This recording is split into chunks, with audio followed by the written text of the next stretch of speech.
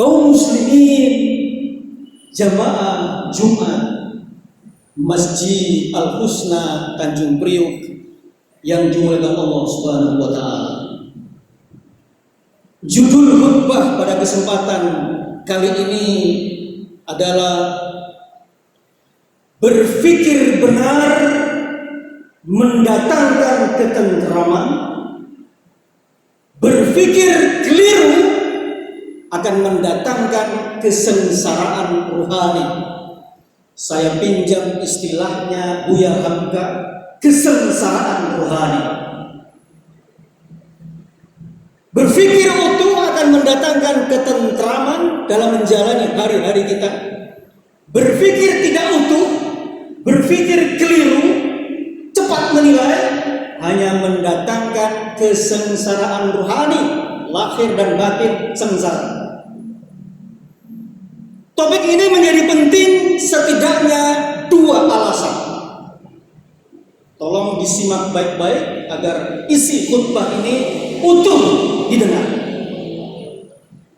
Dua alasan itu, nomor satu, kenapa topik ini menjadi penting adalah ada fenomena salah makan dan salah mikir.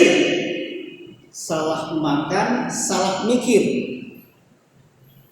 Kalau kita ke dokter mengeluhkan, kenapa? Ya dok, kepala saya kok linglung, kunang-kunang, gak enak dibawa hidup.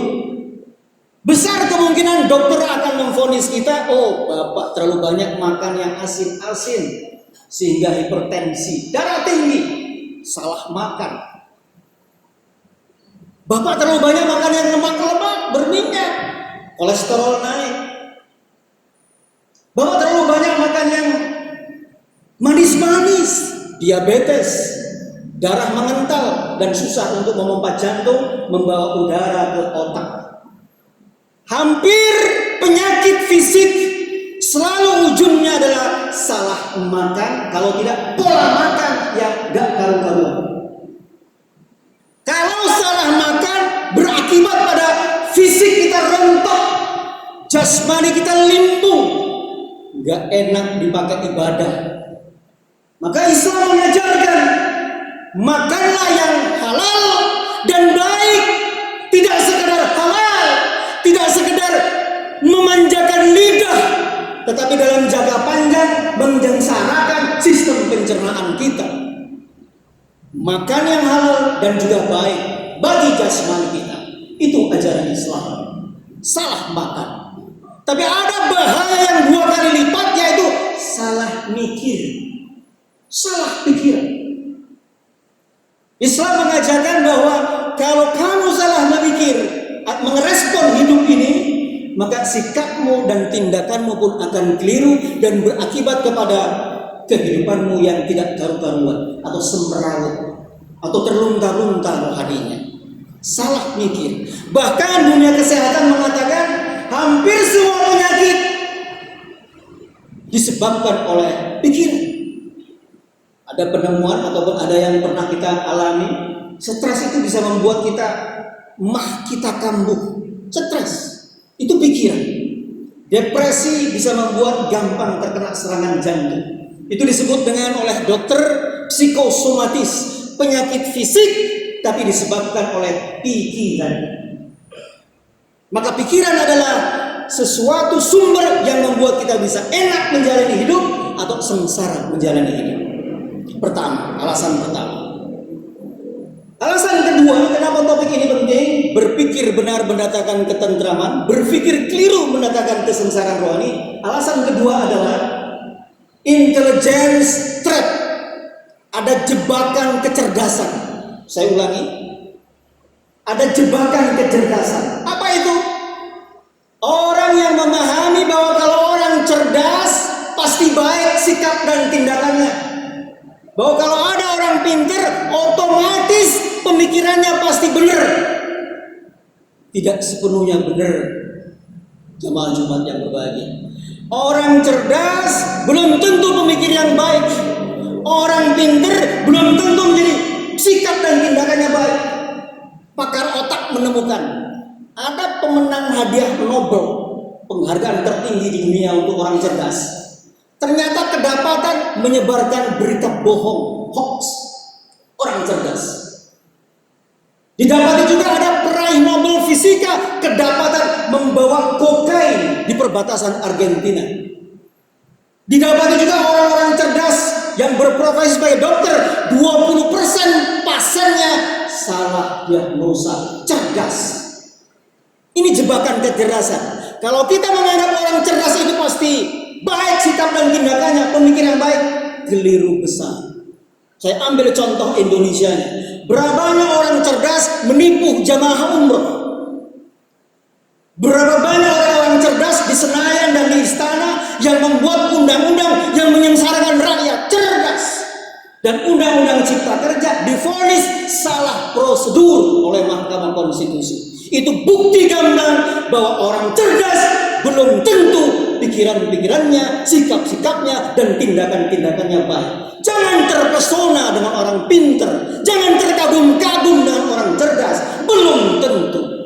Jangan sampai kita kena intelligence trap, jebakan kecerdasan.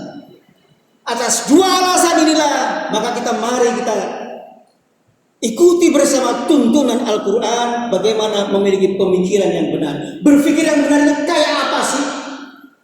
Ungkapan sehari-hari kaum muslimin yang terhormat, kita sering dengar kalau kita lagi jengkel sama tindakan orang, kadang-kadang keluar nyeletuk ungkapan-ungkapan, ini orang punya otak enggak ya? Atau ungkapan lainnya kalau kita lagi sebel banget sama tingkahnya orang itu, kira-kira otaknya di mana nih orang ya? Atau ungkapan lainnya, otaknya miring kali, otaknya didengkul kali. Itu naluriah. Karena hampir 100 ayat di Al-Quran, 100 ayat di Al-Quran mengintervensi ataupun mengintrodusir kita supaya hati-hati dengan pikiran. Ungkapan Al-Quran, afala ta'qilun. Bukankah engkau tidak menggunakan akalmu? La'allakum tatafakkarun. Semoga kalian menggunakan pikiranmu. Afala tubsirun. 100 ayat yang mengatakan bahwa gunain pikirannya. Antara kecerdasan dengan pikiran itu sama kayak mobil dengan supir. Ada mobil bagus, tapi supirnya ugal-ugalan. Mobilnya mobil mewah, supirnya ugal-ugalan. Bukan cuma nggak nyampe tujuan itu supirnya, tapi nabrak iya. Tapi ada mobil yang sederhana, tapi disetir oleh supir yang piawai, supir yang ahli. Mobil itu akan sampai di tujuan dengan selamat. Sama dengan kecerdasan, harus digunakan tidak dengan ugal-ugalan. Islam sangat menganjurkan kita untuk menggunakan pikiran dengan benar dan baik. Kaum muslimin yang berbahagia. Misalnya, ujung-ujung ayat yang afala ta'qilun itu ada di ayat misalnya Al-Baqarah 219. Ketika Allah mengatakan pada perbuatan judi dan minuman keras itu lebih besar dosanya. Di ujungnya tertulis afala ta'qilun. Tidakkah kamu berpikir? Atau la'allakum tatafakkarun. Tidakkah kamu berpikir? Artinya orang yang berjudi dan minuman keras memang tidak menggunakan pikirannya, kata Al-Quran Al-Baqarah 219. Contoh lainnya misalnya, wa mal hayatud dunya la'ibun wa lahwun. Tidakkah dunia ini sebenarnya ada semacam senda gurau dan permainan saja? Orang bertakwa itu lebih memprioritaskan akhirat. Afala ta'qilun. Ujungnya lagi-lagi afala ta'qilun. Jadi kalau ada orang hidup memprioritaskan dunia semata dan melupakan akhiratnya, adalah orang yang tidak menggunakan pikirannya dengan benar. Saya ungkapkan 4 contoh untuk menutup khutbah yang singkat ini. 4 contoh saja yang kira-kira bisa kita pakai dalam kehidupan sehari-hari. Gimana caranya menggunakan pikiran dengan benar? Nomor 1, tentang kekayaan dan kemiskinan. Ini penting kaum muslimin yang terhormat, supaya sikap kita terhadap harta proporsional, tidak terkagum-kagum dan tidak menderita. Anggapan di luar sana mengatakan orang kaya itu tanda mulia, sementara orang miskin itu tanda hina. Maka ada guru yang menghina muridnya yang gak mampu bayar SPP dengan kata-kata dasar orang miskin. Miskin dipakai untuk alat untuk menghina seseorang. Padahal Al-Quran mengajarkan di surah Al-Fajr surat 89 ayat 17, 15, 16, 17 bahwa tidak ada kaitannya sedikit pun antara kekayaan dan kemuliaan, antara kemiskinan dengan kehinaan. A'udzubillahi minasyaitonir rajim. Fa ammal insanu idza mabtalahu rabbuhu fa akramahu wa na'amahu fa yaqulu rabbi akraman. Wa amma idza mabtalahu fa qadara alaihi rizqahu fa yaqulu rabbi ahanan. Kalla bal tukrimunal yatim. Ulang sholat Jumat, periksa lagi ayat ini. Surah Al-Fajr ayat 15, 16, 17. Kata Allah, adapun manusia, fa'ammal insan, manusia. Agama boleh apa saja, tidak harus orang lain di luar muslim. Orang muslim juga disinggung di ayat ini. Fa'ammal insan. Adapun manusia ketika diberi kenikmatan berupa kekuasaan, dimuliakan dengan kekuasaan dan nikmat harta, maka tiba-tiba dia mengatakan, Tuhanku sedang memuliakanku. Nih, saya orang kaya nih, saya sudah dimuliakan Allah nih, saya diridhoi Allah nih. Sebaliknya ketika ia ditimpa kemiskinan, faqadara alaihi rizqahu, ketika rezekinya dipotong, disempitkan, fayaqulu rabbi ahana. Allah sedang menghinakanku. Ya, saya miskin, berarti saya tidak diridhoi Allah. Kata Allah, kalla. Profesor Dr. Wahbah Az-Zuhaili dalam tafsir Al-Munir dan Dr. Aid Al-Qarni dalam tafsir Muyassar sepakat bahwa ayat ini berkesimpulan tidak ada hubungannya antara kekayaan dengan kemuliaan dan antara kemiskinan dengan kehinaan. Ini penting agar orang miskin tidak minder bergaul dengan orang kaya, dan orang kaya tidak bersemena-mena memperlakukan orang miskin. Setara di dalam Islam. Pembantu rumah tangga diperlakukan semena-mena oleh majikannya hanya karena miskin. Si miskin harusnya tetap bersemangat. Inilah yang dicontohkan oleh para sahabat yang tetap setara tatapannya di hadapan Kisra di Persia dan Kaisar di Romawi. Sahabat-sahabat itu miskin, tapi ia berdiri sama tinggi dengan orang-orang yang berkuasa. Kalau kaya bukan tanda kemuliaan, maka orang berkuasa bukan tanda kemuliaan. Sebagaimana orang yang tidak berkuasa bukan tanda kehinaan atau sedang tidak diridhoi Allah Subhanahu wa taala. Pikiran menentukan sikap kita, dan sikap kita akan menentukan tindakan-tindakan kita. Bagaimana kita tidak tentram kalau Allah mengajarkan, woi, kekayaan itu bukan tanda kemuliaan hambaku, dan kemiskinan itu bukan tanda kehinaan wahai hambaku. Lalu apa ukuran yang mulia?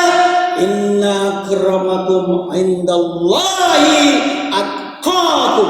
Yang mulia itu yang taat, yang paling taat di antara kalian. Bukan yang paling kaya atau paling berkuasa atau paling banyak pengikutnya atau followersnya. Nomor satu, kaya bukan tanda mulia, miskin bukan tanda hina. Kalau ini kita pikir dengan benar, hidup kita akan produktif. Hidup kita akan tidak loyo berhadapan dengan kekuasaan maupun berhadapan dengan kekayaan. Sebaliknya orang miskin pantang putus asa. Wala taqnatu min rahmatillah. Jangan berputus asa atas rahmat Allah Subhanahu wa taala. Nomor 2, tuntunan Al-Qur'an agar kita berpikir benar supaya mendatangkan ketentraman adalah kaitan antara ibadah dengan kesehatan. Ini penting karena musimnya musim Covid. Ada yang bilang, apa hubungannya ibadah dengan sehat? Nggak ada hubungannya. Jemaah Jumat yang berbahagia, berpikir benar adalah bahwa ibadah berkait erat dengan kesehatan. Hampir seluruh mazhab kesehatan, dalam kesehatan juga ada mazhabnya. Aliran-aliran kesehatan di dunia yang dipandu oleh WHO mengatakan bahwa orang yang sering berdoa di malam hari dan puasa jauh lebih sehat ketimbang orang yang jarang berdoa dan puasa. Itu kesimpulan ilmiah. Kesimpulan ilahiyahnya, sumu tasihu, berpuasalah dan engkau akan sehat. Berpikir benar adalah bahwa ada hubungannya ibadah dengan sehat. 2. 3. Tuntunan Al-Quran untuk berpikir benar terhadap sebuah anggapan ada yang ketiga, ada hubungannya antara ibadah dengan rezeki. Banyak orang ngeluh, apa dapatnya kita kalau kita rajin ibadah? Rezeki cuma segitu-gitu saja. Tidak pernah naik kita punya harkat dan martabat rezeki. Ada satu ayat di Al-Quran yang menghubungkan satu nafas antara sholat dengan rezeki. Wa'mur ahlaka bis-sholat, la nas'aluka rizqa, nahnu narzuquka. Kata sholat berkaitan dengan kata rezeki. Di surah Al-Jumu'ah juga begitu. Innallaha khairur raziqin wallahu khairur raziqin. Allah sebaik-baik pemberi rezeki. Di sebuah hadis qudsi juga dikatakan bahwa wahai hambaku, kata Allah, beribadahlah kepada aku, maka aku penuhi hatimu dengan rasa kaya, dan aku akan penuhi kedua tanganmu dengan rezeki. Tetapi kalau engkau jauhi aku akan penuhi hatimu dengan kemiskinan, dan aku akan penuhi kedua tanganmu dengan kesibukan. Sibuk tapi nggak dapat apa-apa. Kaum muslimin yang terhormat, saya lupa tadi yang ibadah dengan sehat. Di Universitas Airlangga Surabaya diteliti oleh S3 disertasi program doktoral antara hubungan sholat tahajud dengan imunitas tubuh. Ditemukan orang yang rajin tahajud atau berdoa di dini hari itu lebih kuat imunitas tubuhnya dan lebih mampu mengatasi stres. Lagi-lagi terbukti ibadah sangat erat kaitannya dengan kesehatan dan rezeki. Yang terakhir sebagai penutup kaum muslimin yang terhormat, agar kita berpikir benar, adalah tentang cara kita menyaring informasi, pesan atau gagasan. Sering kita dengar, ustadzmu lulusan kampus mana? Ustadz saya lulusan kampus X, pasti benar isinya. Ustadzmu berapa followersnya? Kalau cuma puluhan, nggak benar isi ceramah. Ini ustadzku jutaan followersnya, pasti benar. Ini intelligence trap, jebakan kecerdasan. Bagaimana caranya? Al-Quran menuntun di surah Az-Zumar ayat 18. A'udzubillahi minasyaitonir rajim. Walladzina yastami'una al-qawla fayattabi'una ahsanahu. Ulaika hadahumullah, ulaika hum ulul albab. Kata Allah, orang-orang hamba Allah itu cirinya kalau mendengar sebuah gagasan, pendapat, pesan, informasi, maka ia mendengarkan semua itu dan mengambil yang terbaik. Saya ulangi, mengambil yang terbaik. Ahsanahu, bukan aktsarahu. Kalau aktsarahu banyak-banyakan pengikut. Rasulullah pengikutnya cuma 3 orang di awal Islam berkembang. Siti Khadijah, Ali bin Abi Thalib dan Zaid. 3 orang. Apakah salah ajaran Rasulullah? Tidak, justru benar. Walaupun pengikutnya cuma 3 orang. Mengukur benar tidaknya pesan tidak diukur oleh banyak-banyakan followers ataupun pengikut. Itu tersirat bahwa orang Islam diajari untuk kritis, bertanya dan mempertanyakan gagasannya benar nggak. Jangan lihat orangnya. Kita cenderung filtering, kekeliruan berpikir. Ini saya suka nih tokoh nih, pasti isinya benar. Ini tokoh saya benci, kayaknya isinya pasti salah aja. Itu filtering, intelligence trap, jebakan kecerdasan. Rasulullah mengatakan hikmah itu adalah barang hilangnya kaum mukminin. Dari manapun itu berasal, kalau itu benar, ambil. Sekalipun yang ngomong itu adalah biksu Buddha misalnya. Kalau benar, ambil. Bahkan Allah mengatakan wala taqfu ma laisa laka bihi ilmun. Inna sam'a wal basara wal fu'ada kullu ulaika kana anhu mas'ula. Janganlah engkau mengikuti sesuatu yang kamu tidak punya pengetahuan di sesuatu itu. Karena sesungguhnya pendengaranmu, penglihatanmu, hatimu dan pikiranmu semuanya akan dimintai pertanggungjawaban. Idola, tokoh yang kita idolakan gak bertanggung jawab sama dosa-dosa kita, Pak. Kita sendiri yang bertanggung jawab, maka dimintai pertanggungjawabannya. Bahkan untuk aturan sekalipun yang benar, kita masih diminta untuk kritis, diminta untuk bertanya dan mempertanyakan. Saya setuju kalau seorang cendekiawan mengatakan Al-Quran itu sempurna, ya. Tetapi penafsiran atas Al-Quran boleh jadi benar, boleh jadi ada peluang untuk ditelusuri lebih lanjut. Tidak mutlak benar, hanya Allah yang mutlak benar. Walhasil, Jamaah Jumat yang dimuliakan Allah, kesimpulannya Al-Quran sangat menuntun kita untuk berpikir benar, untuk menjauhi anggapan-anggapan keliru. Supaya apa?